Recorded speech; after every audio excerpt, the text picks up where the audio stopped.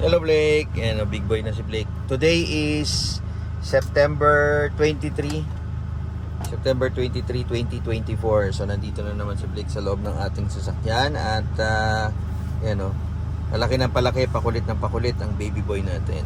Say hi Blake. Hi. Say hi to the camera. Say hello and hi to the camera. Stacy. So September 23, 2024. 4 days na lang, it's 3 years na anniversary ni Daddy, ni Lolo Bong, pagkamatay niya. So, yan. And malapit na rin dumating si Awing.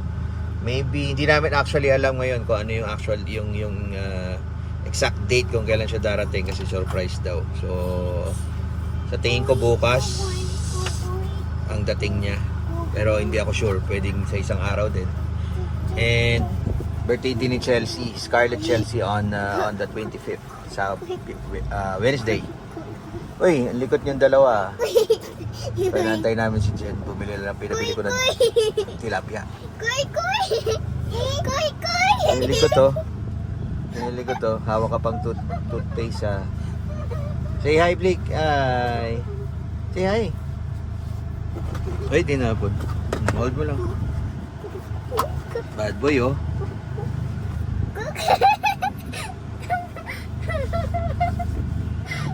Nalikot na siya oh. Saan ka? Blake. Si Blake ano na ngayon? Magto 2 years old siya sa December. So 1 year old na siya. 1 year old siya ngayon. Si 4. Daddy oh. Likot ka. Likot Stacy ah. Ay, si Blake ah. Likot ah.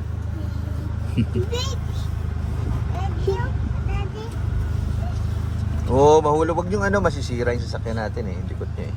Oh, sige na, say bye-bye na. Bye!